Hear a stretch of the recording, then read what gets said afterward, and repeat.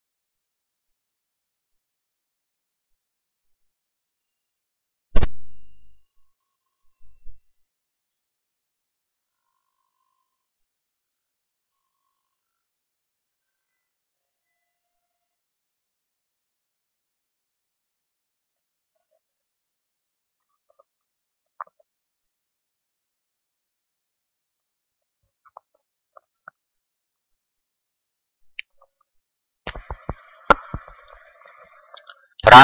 ไตรปิฎกมี3 ตะกร้าอภิธรรมาพระสูตรวินัยอาตมาจะนำมาขยายพร้อมคำบรรยายอภิธรรมาตลอดรายการวินัยขอให้ทุกท่านตั้งกัลยาจิตฟังแล้วโปรดคิดถามเขียนแก่นสารโทรศัพท์เข้ามาในรายการหรือสนทนาผ่านเฟซไลน์ของเรารายการนี้มี4 เวลาเด่นเช้าสายบ่ายเย็นตามเกณฑ์ค่ำเช้าส่งจดหมายมาสถานีเราอยากจะให้เล่าเรื่องใดบอกมาอยากได้ซีดีหรือแฮนดี้ไดรฟ์เชิญแจ้งมาในรายการเถิดหนายินดีส่งให้ตลอดเวลาสวดมนต์ภาวนานำพาสุขใจเข้าทาง YouTube สรุปย้อนหลังทุกรายการฟังชมอย่างสบายพิมพ์คำว่าวัดฝายหินนั้นไซท่านก็จะได้ชมรายการดี104.5 FM ขอบอกฝายหิน .org Lightbox.me ชมได้ทั้งทางดีทีวีโทรศัพท์โทรทัศน์สีคณะสงฆ์ไทยโปรดช่วยบอกต่อพ่อแม่พี่น้องญาติมิตรพวกพ้องในท้องถิ่นไกลหลายอำเภอในจังหวัดเชียงใหม่ฟังวิทยุไม่ได้ดังใจปองต้องอาศัยอินเทอร์เน็ตชมฟังเข้าเว็บไซต์ดังทางคลื่นทั้ง2คือวัดฝายหินและมช.รองให้ชนทั้งผองเข้าชมทุกวันจังหวัดไกลห่างและต่างประเทศทุกทวีปเขตในจักรวาล YouTube เฟซไลน์เปิดไว้ตลอดกาลเข้าชมฟังผ่านตลอดวันเวลา24 ชั่วโมงโก่งคอบรรยายวิทยากรหลายลวดลายเลิศล่าดีเจเชี่ยวชาญรายการนานาทั้งการศึกษาและปฏิบัติธรรมช่วงที่1เป็นปกิณณกะพูดเรื่องสัพพะสาระเลิศล้ำเป็นเรื่องทั่วไปเช่นกิจกรรมคณะสงฆ์ธรรมทั่วประเทศไทยช่วงที่2เป็นเนื้อหาสาระอภิธรรมพระสูตรวินัยจากไตรปิฎกล้วนยิ่งใหญ่ช่วงที่3ไซวิปัสสนาคือประพฤติวัดปฏิบัติธรรม ช่วยแนะและนำบำเพ็ญจิตตาทำสมาธิให้จิตแกร่งกล้ากรรมฐานพาสุขขาใจกายสองช่วงแรกนั้นเป็นการศึกษาพุทธศาสนาจากปิฎกทั้งหลายทั้งผู้รับฟังทั้งผู้บรรยายจะพากันได้พระปัญญาญาณช่วงสามจะได้ให้ใจหลุดพ้น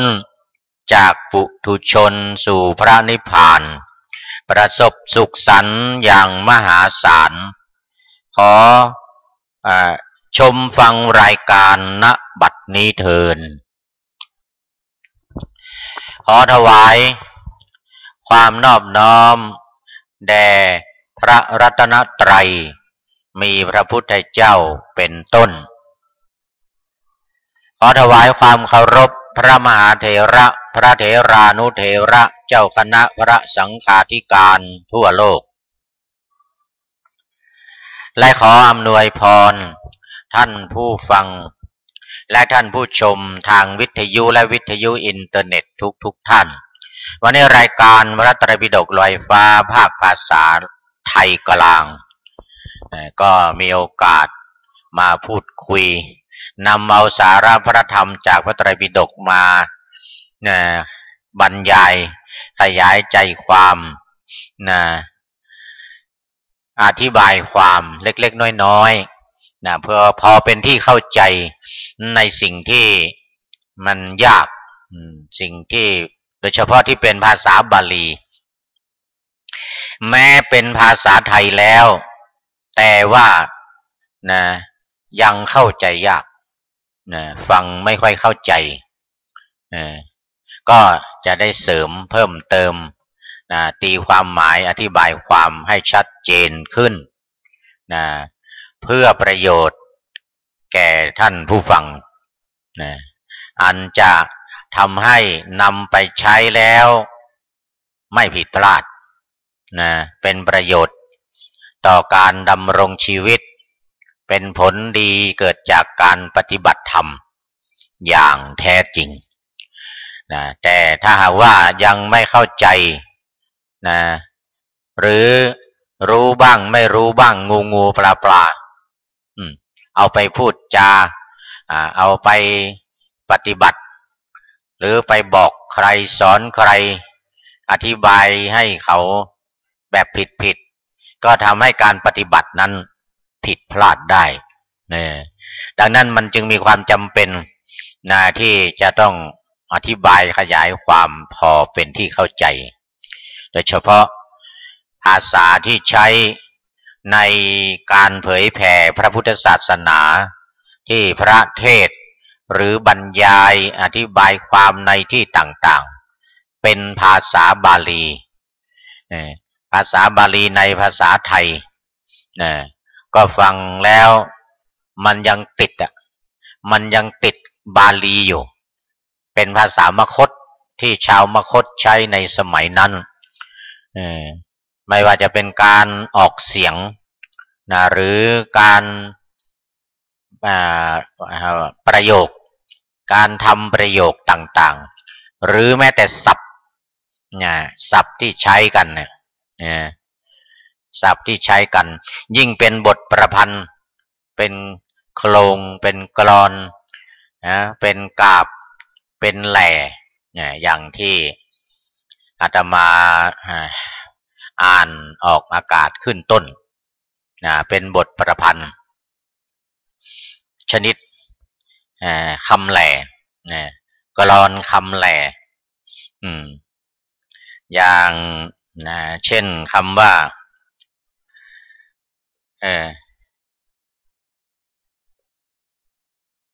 ศา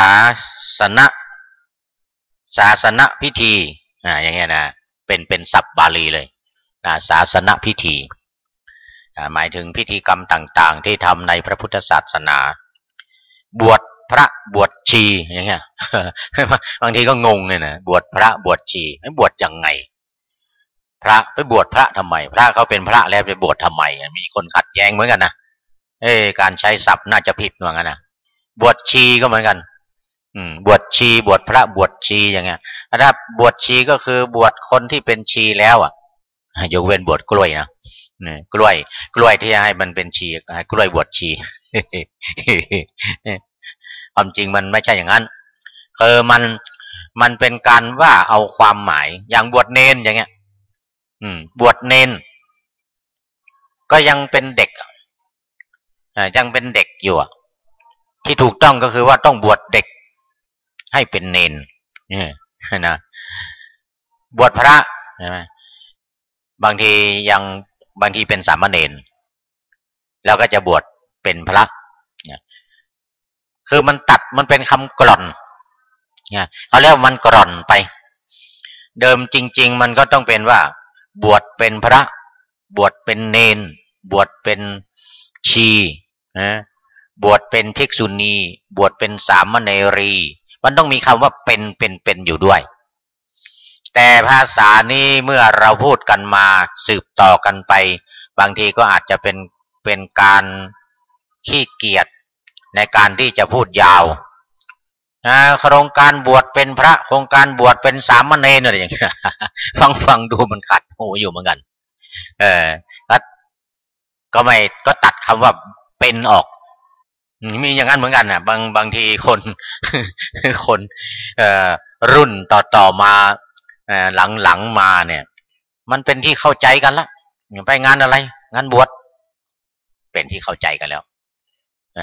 ส่วนจะเป็นพระจะเป็นเนนจะเป็นชีเป็นภิกษุณีเป็นสามเณรีอะไรก็ไปอีกเรื่องหนึ่งใช้คำสั้นๆว่าไปงานบวชแล้วมันก็มีคนต่อสิบวชใคร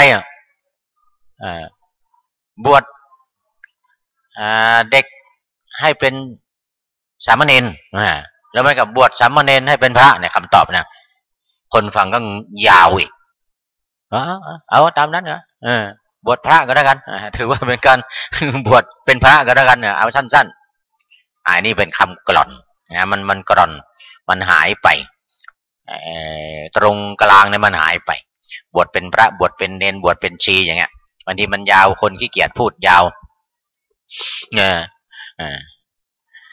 แล้วอีกอย่างหนึ่งเรื่องของคำพูดที่มันยาวหรือว่ามันที่มันทำให้เยินเยอะเนี่ยมันมีคนประเภทหนึ่งเขาเรียกคนอวดดีคนอวดดีนี่ตั้งใจจะตัดออกอันนี้ก็มีเหมือนกันลักษณะนี้อย่างคำว่าสาธุคำว่าสาธุหรือทางภาคเหนือเรียกว่าสาตุนี่นะนานไประยะหลังมานี่นานมาแล้วนะเหลือแต่สาอย่างเดียว ไม่มีคำว่าทุไม่มีคำว่าตุเนี่ยเพราะคำว่าสาเนี่ยมันเป็นคำพูดกันง่ายๆเป็นที่เข้าใจอย่างที่ว่าเนี่ยยกมือขึ้นไหว้สาทางภาคเหนือนี่นะไหว้สาครูบานี่ไหว้สาพระคุณเจ้าไม่มีคำว่าทุความจริงเนี่ยมันต้องเป็นว่าสาธุไหว้สาธุแปลว่าดีสาธุแปลว่าดีมันจะต้องเป็นว่าไหว้สาธุครูบาเจ้าอย่างเงี้ยนะไหว้สาธุครูบาอย่างเงี้ยสาธุนั่นหมายถึงว่าแทนตัวครูบาแทนตัวอาจารย์หรือว่าคนที่เคารพนับถือบางทีมันยาวก็ใช้คำว่าก็ตัดคำว่าทุออกไปเป็นที่เข้าใจกันทีนี้พอตัดแล้วเนี่ยเป็นเรื่องไอ้ทีเนี้ย มันมีปัญหาขึ้นมาอีกแล้วเพราะคำว่าสาคำเดียวเนี่ยมันมีอีกความหมายหนึ่งซึ่งแปลหมายถึงขออภัยอาจจะเป็นคำหยาบหน่อยหมายถึงหมาหอมอสระอานี่นะสาคำเนี้ยในภาษาบาลีเนี่ยมันแปลว่าหมาถ้าไปพูดกับคนที่รู้ความหมายที่ว่าสาแปลว่าหมาเนี่ยนะ เป็นเรื่องเลยทีนี้เออไปเรียกไปเรียกเขาว่าไปว่าเขาเป็นหมาใช่เลยเนี่ยนั่นว่าเขาเป็นสุนัขว่าเขาเป็นสุนัขแต่คนไม่รู้ไม่เป็นไรนะคนที่มันจะเรียนภาษาบาลีคนที่ไม่รู้ความหมายของภาษาสันสกฤตหรือภาษาบาลีเนี่ยนะว่าสานี่เขาก็ไม่เป็นไรแต่คนรู้สิหรือไปให้ว่าให้คนอื่นนั่นแหละแต่คนรู้ฟังอยู่อย่างเงี้ยโอ้นี่ไม่เข้าท่าแล้ว ไม่เข้าท่าแล้วมีอยู่ครั้งหนึ่งก็เคยพูดคุยกันนะไอ้ครั้นจะเอากลับมาเหมือนเดิมอาจจะเอากลับมาเป็นสาธุเหมือนเดิมก็ไม่ได้แล้วเพราะมันติดปากไปเสียแล้วคนทั่วไปในภาคเหนือโดยเฉพาะภาคเหนือตอนบนนะก็จะไหว้สาอย่างนั้นอย่างเดินขึ้นดอยสุเทพเดินขึ้นดอยสุเทพก็จะบอกว่าเดินขึ้นดอยสุเทพเนี่ยเดินไหว้สาปารมีไหว้สาปารมีพระบรมธาตุนี่อันที่ถูกต้องมันคือว่าต้องไหว้สาธุคือความดีไหว้ความดีคือบรมธาตุอะไรมันก็ว่าความดีของใครอะไรยังไงก็ว่าไปใช่ไหมไหว้ความดีของพระบรมธาตุไหว้ความดีของสิ่งศักดิ์สิทธิ์ทั้งหลายครูอาจารย์ทั้งหลายก็ซึ่งมันจะมีติดตามมานะไหว้สาอาจารย์อะไรเงี้ยนะไหว้สาอย่างเงี้ยมันก็เป็นเรื่องอะไรทีนี้สำหรับคนรู้รู้บ้างไม่รู้บ้างรู้น้อยพลอยรำคาญรู้มากยากนานรู้น้อยพลอยรำคาญมันเป็นอย่างนี้นะนี่เรื่องของเรื่องมันแล้วอีกอย่างหนึ่งไปดูมีกรมอยู่กรมหนึ่งมีกรมอยู่กรมหนึ่งค่ะ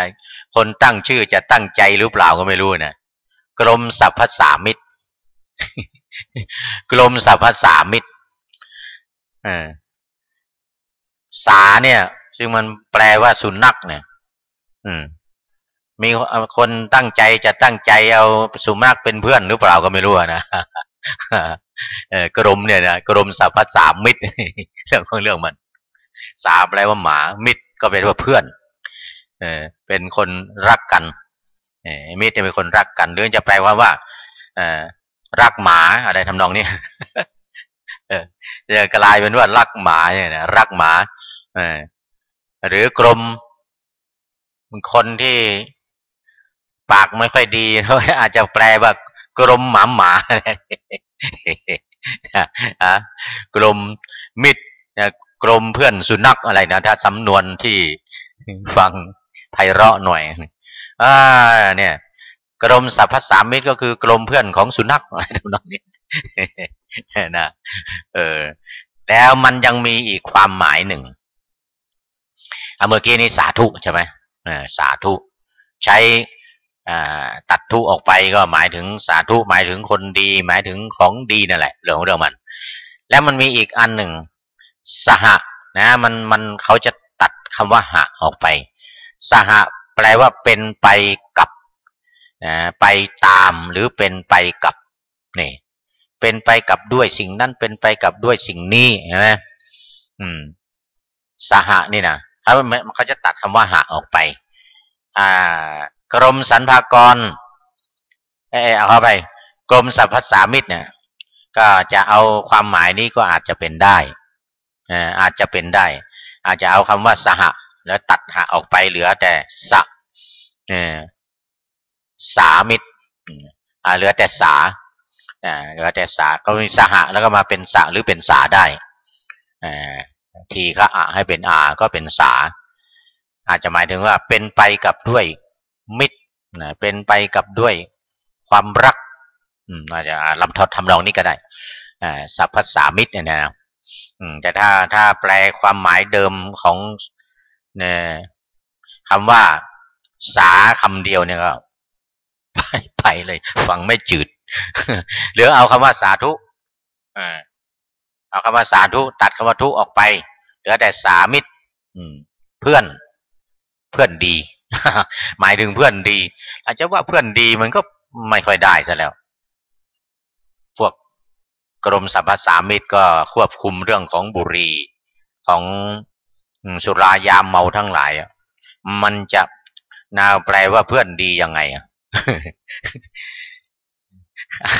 อาจจะเป็นการแก้รำหรือไม่ก็เป็นการพูดย่อ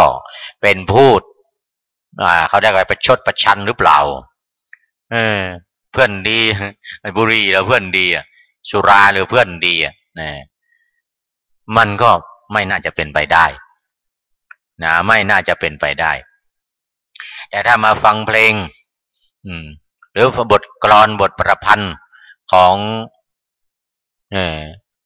ของนักร้องทั้งหลายหรือแม้แต่ของสุนทรภู่ก็เคยพูดไว้เหมือนกัน พูดถึงแล้วว่าเราเนี่ยมันเป็นเพื่อนฉันมีฟ้าเป็นมุ้งฉันมียุงเป็นเพื่อนอะไรนะพอเมาแล้วนะเมาแล้ว อาจจะเป็นอย่างนั้นก็ได้นะอาจจะเป็นอย่างนั้นก็เลยมาเขียนว่าเอสาธุนี่แหละเว้ยสาธุสาธุมิตรนะมิตรดี มิตรที่ดีเพื่อนดีสหายดีเพื่อนดีสหายดีอาจจะเป็นไปได้นี่เพราะฉะนั้นก็ต้องระมัดระวังต้องระมัดระวังคำทั้งหลายนี่สถานีวิทยุของเรานี่มีรายการหนึ่งท่านพระครูธีรสุตพจน์วัดผาลาดประธานหน่วยอบรมประชาชนประจำตำบลท่านจะเอาคำภาษาคำเมืองภาษาล้านนานี่นะวันละคำมาอธิบายให้ผู้ฟังได้มีความเข้าใจภาษาล้านนานะมีหมดคำเหล่านี้นะถ้าเป็นที่เป็นภาษาล้านนานะเอามาอธิบายเป็นภาษาไทยเอามาอธิบายเป็นภาษาไทยว่าเนี่ยภาษาล้านนาว่าอย่างนี้ภาษาไทยหมายถึงอย่างนี้อะไรอย่างเงี้ยนะก็ดีเหมือนกันจึงว่านะช่วงแรกของรายการพระไตรปิฎกลอยฟ้าเนี่ยก็ได้เป็นการทบทวนนะแปลตีความหมายอธิบายความนะเรื่องราวต่างๆนะอย่างเรื่องของภาษาที่นำมาพูดวันนี้ในช่วงแรกของรายการมีอยู่3ช่วงด้วยกันช่วงที่1เป็นปกิณณกะว่าด้วยเรื่องทั่วๆไปหรือเป็นกิจกรรมเป็นกิจการงานของคณะสงฆ์ในอำเภอเมืองเชียงใหม่เพราะว่าวิทยุวัดฝายหินนี่เป็นวิทยุบริการสาธารณะของคณะสงฆ์อำเภอเมืองเชียงใหม่ก็นำเอาเรื่องต่างๆมาพูดคุยกันเรียกน้ำย่อยนะเรียกว่าเรียกน้ำย่อยประมาณสัก15 นาที20 นาทีอันนี้เอานาฬิกามาวางนี่มันแบตเตอรี่มันหมดเนี่ยต้องหันไปดูเวลาด้านหลังเนี่ยเวลานาฬิกาห้อยอยู่มองไม่ค่อยชัดด้วยเกินเวลามาประมาณนิดหน่อยแล้วช่วงของปกิณณกะวันนี้เลยเวลาของช่วงที่2ปกิณณกะลอยฟ้าช่วงแรกหมดเวลาซะแล้วเอามาช่วงที่2แล้วตอนนี้เป็นหัวใจเป็นหัวใจของรายการช่วงศาสดาลอยฟ้าเป็นยังไงศาสดาคือพระธรรมวินัยที่ประทานไว้ 84,000 เรียบเรียงถ้อยคำเป็นธรรมขันธ์เก็บไว้รวมกันในปิฎกตรีอานนท์ถามตอนก่อนละสังขารปรินิพพานของพระมุนีว่าจะให้ใครแทนศาสดาดีพระชินสีห์ตอบว่าธรรมวินัยนะช่วงศาสดาลอยฟ้าวันนี้ธรรมวินัยมีดีชีวีสดใสโปรดอดใจฟังกันอย่างตั้งใจ แล้วน้อมนำไปสอนใจตนเองธรรมะจะช่วยอวยชัยให้สุขวินัยจะปลุกให้เป็นคนเคร่งพระอภิธรรมนำคนให้เก่งแช่มชื่นครื้นเครงด้วยธรรมวินัยขอเชิญฟังกันให้มันสนุกจะนั่งจะลุกตามอัธยาศัยเร่งรับความรู้เข้าสู่จิตใจฟังชมกันได้ณบัดนี้เทิน เอาละช่วงนี้พระไตรปิฎกลอยฟ้าหัวใจของรายการคือธรรมะกับวินัยซึ่งธรรมะกับวินัยนี้เป็นศาสดาของชาวพุทธเป็นศาสดาของชาวพุทธเพราะว่าพระพุทธองค์ไม่ได้มอบหมายให้พระภิกษุรูปใดพระอรหันตรูปใดพระสาวกรูปใดเป็นศาสดาเพราะเคยเคยเห็นเคยทำที่เขาทำเคยผ่านกันมาเนี่ยก็มีการทะเลาะเบาะแว้งกันแย่งกันเป็นศาสดา แย่งกันเป็นผู้นำดีไม่ดีก็ทำให้แตกแยกเป็นสาขาเป็นพรรคเป็นพวกออกไปเพราะไม่พอใจกันว่าเนี่ยรูปนี้เป็นศาสดาแล้วก็ความประพฤติไม่ดีหรือว่าคุณสมบัติความรู้อะไรต่างๆไม่มากไม่เหมาะสมอะไรอย่างเงี้ยนะอาจจะมีการทะเลาะกันแย่งกันเป็นอย่างนี้ก็ได้มันมีตัวอย่างมีตัวอย่าง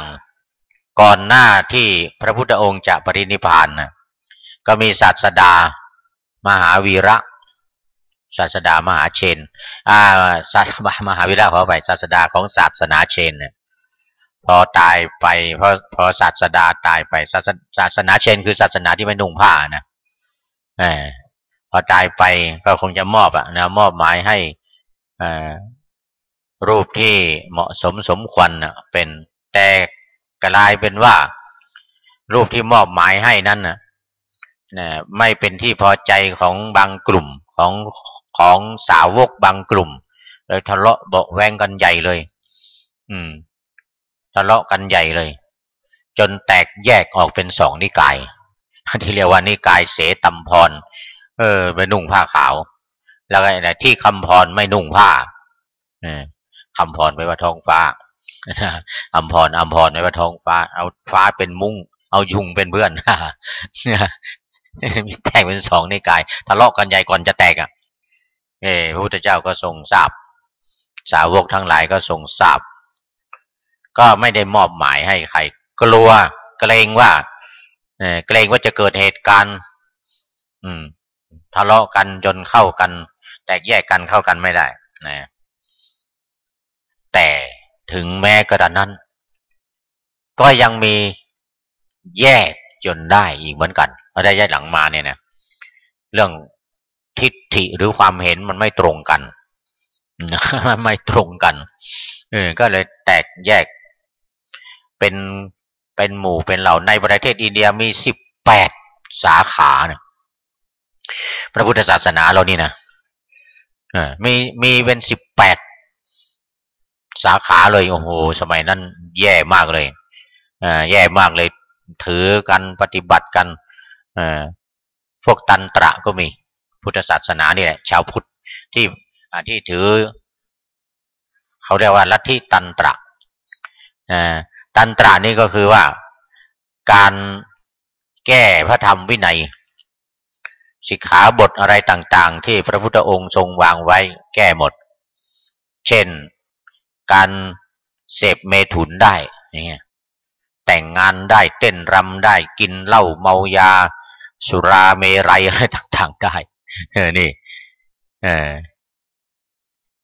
เป็นก็เป็นเขาเรียกนิกายตันตระเป็นพุทธศาสนาเนี่ยนะจนพระพุทธศาสนาในประเทศอินเดีย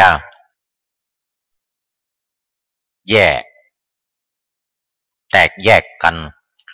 มีหลายหมู่หลายกลุ่มหลายคณะ แตกแยกกันคณะใหญ่ๆก็มีมหายานกับเถรวาท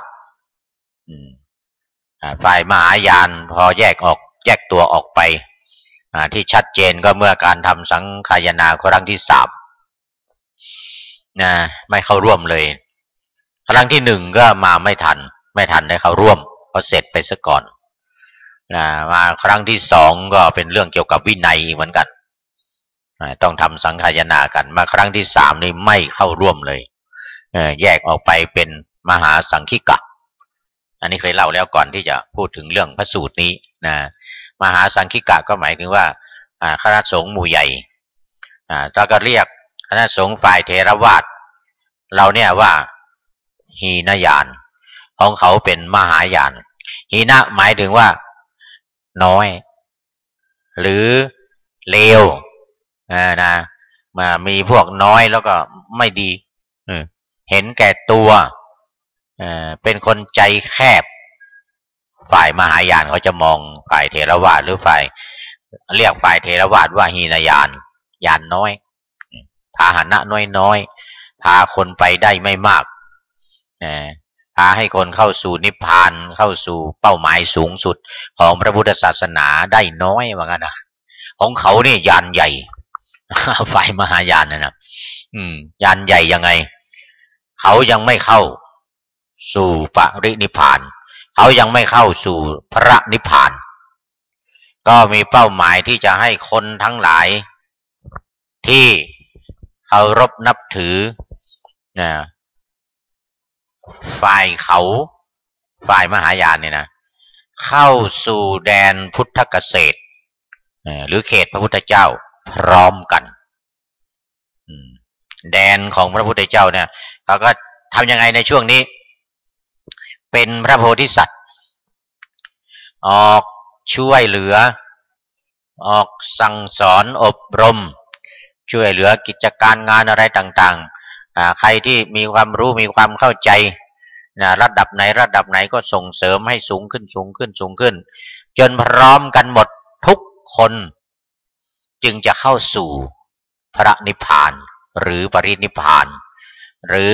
เขาเรียกว่าเป็นพุทธเกษตรแดนแห่งพระพุทธเจ้าพุทธเขตภาษาบาลีเป็นเขตนะภาษาสันสกฤตเป็นเกษตรพุทธเกษตรก็มันก็เป็นบางนิกายนะเขาก็ส่วนย่อยเขาก็จะแยกเป็นนิกายภายในอีกเหมือนกับฝ่ายเถรวาทของเราในประเทศไทยเนี่ยแยกเป็นธรรมยุตติกานิกายแล้วก็มหานิกายในประเทศไทยของเราปัจจุบันเนี่ยก็เกิดจากความไม่พอใจเกิดจากความอยากจะแยกออกไปตั้งวงประเภทดังแล้วแยกวงมันมีดังแล้วแยกวงมีพูดเล่นอาจจะมีความคิดหลายๆอย่างในการที่แยกออกไปเนี่ยในอินเดียฝ่ายเถรวาทเนี่ยมันถึง18 สาขาเนี่ย18 สาขาฝ่ายมหายานนี่ก็แยกออกไปเป็นหลายสาขาเหมือนกันญี่ปุ่นนี่ก็ตั้งหลายสาขาละนี่จีแลนอะไรนะโดนระเบิดฮิโรชิมาก็มาแยกนะสาขาออกมาเป็นสาขาต่อต้านระเบิดนิวเคลียร์อย่างนี้ก็มีในประเทศญี่ปุ่นไปทางทิเบตจีนเกาหลีเวียดนามอะไรต่างๆนี่ก็มีหลายนิกายมีเยอะโดยเฉพาะอย่างอนัมมนิกายเนี่ยจากเวียดนามอยู่ในเมืองไทยเนี่ยมีศีลเยอะกว่ามหานิกายเราอีก เยอะกว่ามหานิกายธรรมยุตติกานิกายของเรานี่เคร่งครัดยิ่งกว่าก็ของเรามี200เวลาจะหมดแล้วเนี่ยของเรามี227สิกขาบทของพระภิกษุนะที่มาในปาติโมกข์ของฝ่ายอนัมมนิกายฝ่ายมหายานในประเทศไทยมี250แน่มากกว่ามหานิกายไปอีก25 ข้อ2323 ข้อมีเป็น25เรา227 ของเขามี250เนี่ยเห็นไหมความคิดความเห็นความเขาเรียกว่ามันเป็นความแตกต่างกันบางคนก็มองว่ามันเป็นการพัฒนาที่แยกแตกออกไปมันการพัฒนาบางส่วนบางสิ่งบางอย่างให้มันดีขึ้นให้มันน่าดูน่าชมน่ามองอะไรก็ว่ากันไปนะแต่บางคนก็เห็นว่ามันเป็นความแตกแยกมันเป็นความแตกความสามัคคีมันเป็นความเสียหายในมหาวีระเนี่ยเห็นไหมพุทธองค์ตรัสเนี่ยไม่กี่วันมหาวีระศาสนาเชนตายไม่กี่วันเอาละลูกศิษย์ทะเลาะกันแยกกันเป็น2 ฝ่ายแล้วมัน นี่เรื่องของเรื่องมันสาเหตุพระพุทธองค์ก็จึงตรัสว่านะธัมโมจะวินัยโยจะมัจจเยนะโวสัทธาอะไรทำนองเนี่ยนะหลังจากการล่วงไปของตถาคตนะมัจจเยนะพระธรรมนะธัมโมจะพระธรรมวินัยโยจะพระวินัยธรรมและพระวินัยสัทธาจะเป็นครูของเธอทั้งหลายนะโวของเธอทั้งหลาย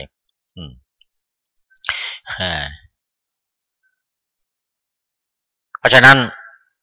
พูดไปพูดมาศาสดาจะไม่ได้ลอยฟ้านะจะหมดเวลาเดี๋ยวดูก่อนเห็นไหมหมดแล้ว20 นาทีไม่เป็นไรว่านิดหน่อยวันนี้ก็ยังอยู่ในสังคีติสูตรในปาติกวรรคทีฆนิกายพระสุตตันตปิฎกเล่มที่11เล่มสีฟ้าฉบับมหาจุฬาลงกรณราชวิทยาลัยภาษาไทยเนี่ยหน้า293หน้า293เรื่องที่34ถ้าวันนี้จะคนจริงตั้งใจว่าจะว่ามาว่าหลายเรื่องหน่อยนะเพราะว่าไม่ได้อธิบายอะไรมากอยู่แล้วเนื้อหาสาระตอนนี้มันจะไปแยกไปอยู่ในสูตรต่างๆตรงนี้มันรวมกันอยู่นำมาเป็นหมวดให้มาดูว่าหมวดนี้ว่าอะไรหมวดนี้ว่าอะไรนะหมวดที่34ก็เรียกว่าคันทะเครื่องร้อยรัดแปลว่าเครื่องร้อยรัดคันทะเนี่ยนะเครื่องร้อยรัดมีอยู่4อย่าง1อภิชฌากายคันทะกายคันทะนะกายคันทะคืออภิชฌาเนี่ยเคยพูดมาหลายครั้งแล้วโดยเฉพาะในช่วงของการปฏิบัติเนี่ยก็จะให้กำจัดอภิชฌาและโทมนัสในโลกการปฏิบัติธรรมสมาธิกรรมฐานเข้าฌานนี่นะ2พยาปาทะกายคันทะกายคันทะคือพยาบาทอภิชฌาพยาบาท3ศีลพัตตปรามาสกายคันทะกายคันทะคือศีลพัตตปรามาสนี่ก็เคยอธิบายมาหลายครั้ง4อิทังสัจจาพินิเวสากายคันทะกายคันทะคือความยึดถือว่าสิ่งนี้เท่านั้นจริงนี่4อย่าง4อย่างนี้ก็คือซึ่งก็เรียกว่ามันเป็นสิ่งที่ร้อยรัดสัตว์ให้ติดอยู่ในวัฏฏะสงสารเนี่ยเห็นไหมศัพท์บาลีทั้งนั้นเลยบาลีทั้งนั้นวัฏฏะสงสารสังสาระเนี่ยนะวัฏฏะสงสารคือการเวียนว่ายตายเกิดบางทีเกิดมาเป็นมนุษย์บางทีเกิดเป็นเทวดาบางทีเกิดมาเป็นสัตว์เดรัจฉานบางทีเป็นสัตว์น้ำบางทีเป็นสัตว์บกบางทีเป็นสัตว์บนอากาศอะไรอย่างเงี้ยนี่เขาเรียกว่าวัฏฏะวัฏฏะสงสารรัฐสัตว์ทั้งหลายให้เวียนว่ายตายเกิดให้ยึดติดอยู่ในโลกนี้ไม่ให้พ้นไปได้เวลาตายก็กลับมาเกิดอีก ไม่ให้พ้นไปสู่นิพพานไม่ให้พ้นเข้าไปสู่ปรินิพพานนี่เรื่องของเรื่องมันนะมีสี่อย่างคืออภิชฌาพยาบาทศีลพัตตปรามาสและการยึดถือว่าสิ่งนี้เท่านั้นเป็นของจริงอย่างอื่นไม่จริง อย่างนี้เท่านั้นจริงอย่างอื่นไม่จริงเป็นความเห็นส่วนตัวหรือก็ขยายแผ่ไปให้คนอื่นได้เข้าร่วมด้วยนี่เรื่องของเรื่องมันเอามาดูอย่างข้อที่หนึ่งอภิชฌาเนี่ยเป็นภาษาบาลีเหมือนกันในภาษาไทยก็ใช้เป็นภาษาไทยแล้วแต่ความหมายก็คือความโลภละโมบโลภมากไม่ใช่คำว่าละโมบเลยนะมีความละโมบโลภมากจึงหมายถึงอภิชฌามันจะมีต่ออีกนิดหนึ่งเช่นอภิชฌาวิสมะโลภะอันนี้บ่งชัดเลยความโลภที่มากมายก่ายกองความโลภที่เหลือเกินหาที่จะเปรียบเทียบไม่ได้อยากจะได้อยากจะเอาถ้าไม่ได้ต้องทำอย่างใดอย่างหนึ่งจะเป็นการโกงจะเป็นการขโมยเป็นการยักยอกหรืออะไรก็ตามทำอย่างไรให้มันได้มาให้ได้นี่เรื่องมัน เรียกว่าอภิชฌาความโลภเท่ากับโลภะนั่นเองเท่ากับโลภะแต่ในที่นี้คำว่าอภิชฌาก็หมายถึงการอยากได้อยากบรรลุธรรมโดยเฉพาะเวลาปฏิบัติธรรมเนี่ยที่ก่อนจะปฏิบัติเนี่ยพระพุทธองค์ตรัสไว้ชัดเจนว่าต้องกำจัดอภิชฌาและโทมนัสในโลกให้ได้และสรรพคุณของกรรมฐานสรรพคุณของกรรมฐานนี้ก็คือว่าเมื่อปฏิบัติแล้วเนี่ยจะสามารถกำจัดอภิชฌาและโทมนัสในโลกได้คือการทำสมาธิการภาวนาสมถกรรมฐานวิปัสสนากรรมฐานเนี่ยจะสามารถตัดอภิชฌาเนี่ยตัดความโลภความละโมบโลภมากเนี่ยออกไปได้แน่นอนเหมือนกันประกัน เอาหัวเป็นประกันรับประกันถ้าปฏิบัติ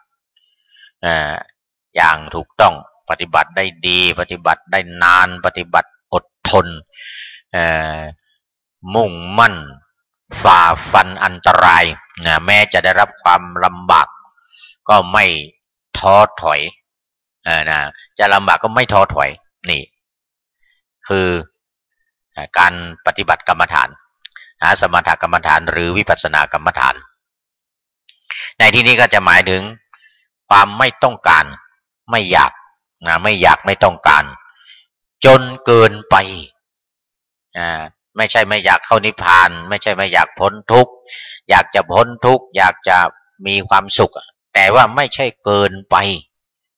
ไม่ใช่เกินไปอยากเกินไปนี่ไม่ได้มันมีคำพูดอยู่คำหนึ่งดูจะน่าเกลียด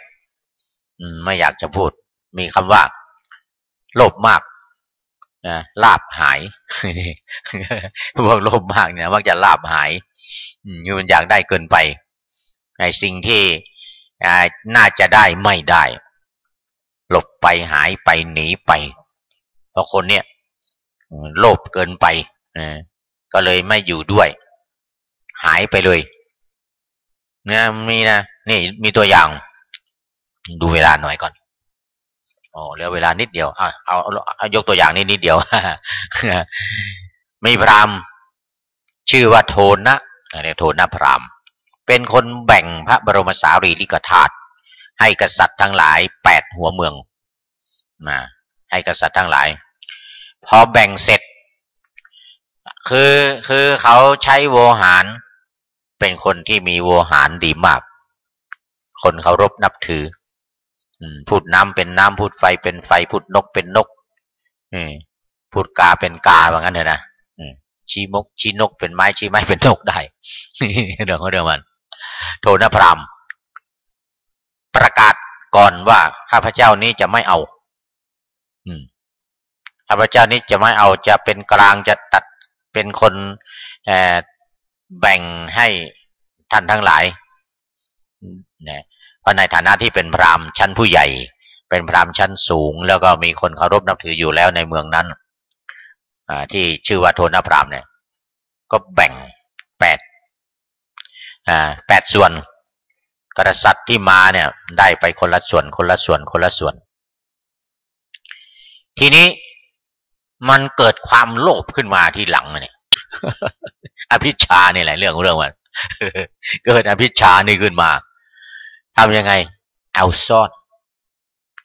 เอาส่วนหนึ่งซ่อนไว้ซ่อนที่ไหนเอาใส่ในมวย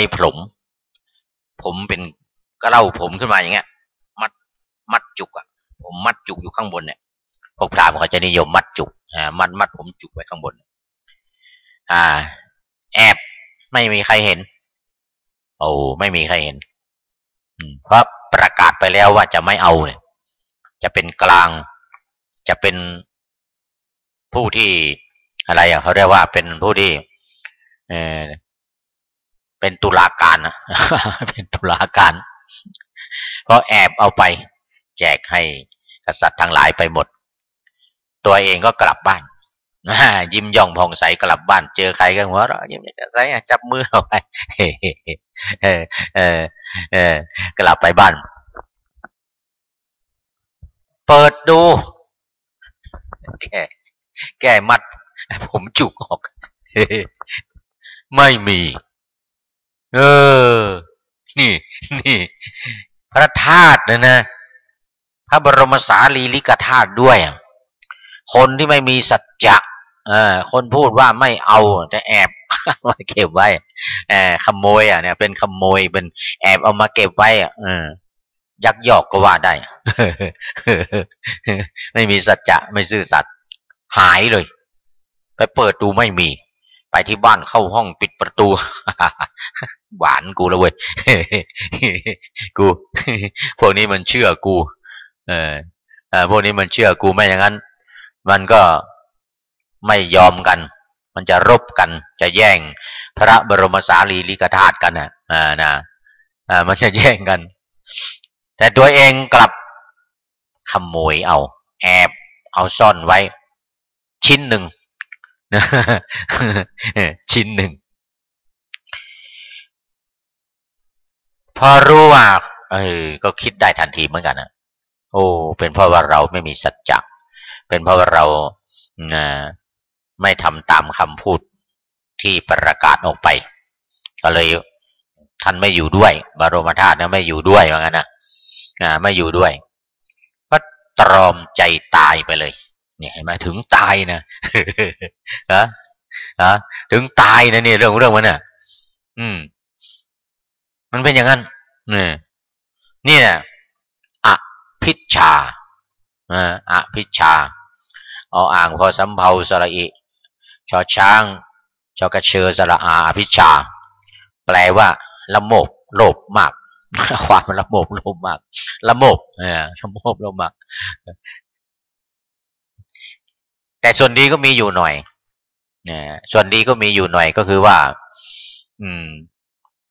พอไปตกนรกแล้วเนี่ยในอนาคตก็จะได้เป็นพระปัจเจกพุทธเจ้าอยู่จะได้เป็นข้อความดีที่สั่งสมมานานแล้วความดีที่ตัวเองได้แบ่งพระบรมสารีริกธาตุ8ส่วนนี่อย่างเป็นธรรมคนทั้งหลายกษัตริย์ทั้งหลายที่รับไปนะก็มีความพอใจดีใจเอาไปโดยไม่ทะเลาะเบาะแว้งกันไม่ได้รบกันไม่ได้แย่งกันไม่ได้รบกันตั้งท่าแล้วแต่ละเมืองมาเมืองใหญ่ๆเมืองสาวัตถีเนี่ยแคว้นโกศลเนี่ยพระเจ้าเปอร์เซ็นต์ที่โกศลหรือว่าใครที่เมืองใหญ่ๆก็บินละพัดมานะกรุงเทวทหะแคว้นมคธราชคฤห์ยกทัพกันไปยกทัพกันไปเลยรุ่งขึ้นก็ประจันหน้ากันแล้วประจันหน้ากันแล้วรอบๆกำแพงเมืองกุสินาราเนี่ยรอบๆนะนี่เรื่องมันอันนี้คือละโมบโลภมากจนเกินไปนะ ความอยากได้นะมีก็พอดีพองามเล็กๆน้อยๆสมมุติว่าพราหมณ์คนเนี้ยบอกว่าข้าพเจ้าจะขอความร่วมมือจากท่านทั้งหลายไม่ต้องแย่งกันจะแบ่งให้โดยยุติธรรมแต่ข้าพเจ้าขอส่วนหนึ่งนะอย่างเงี้ยเขาก็ตกลงเนี่ยเขาก็ยอมข้าพเจ้าขอนิดหน่อยโดยไม่ต้องเอาไปซ่อนโดยไม่ต้องเสียสัจจะอันเนี้ยมันเป็นอย่างนั้นโลภมากลับหายเนี่ยคำว่าโลภมากลับหายเป็นอย่างนั้นอ้าวทีนี้มาดูอภิชฌาแล้วก็พยาบาทโอ้โหนี่พยาบาทนี่ถือว่าเป็นเรื่องใหญ่เรื่องโตเลยนะความอาฆาตพยาบาทเมื่อถูกทำร้ายทำอันตรายถูกลักถูกขโมยสิ่งของอย่างที่พระองค์ตรัสในธรรมบทอาโกชิมังอวัตถิมังอชินิมังอหาสิเบอย่างเงี้ยนะบุคคลคนนี้เนี่ยเคยลักของเราเคยเตะก้นเราเนี่ยเคยด่าเราอะไรเงี้ยนะ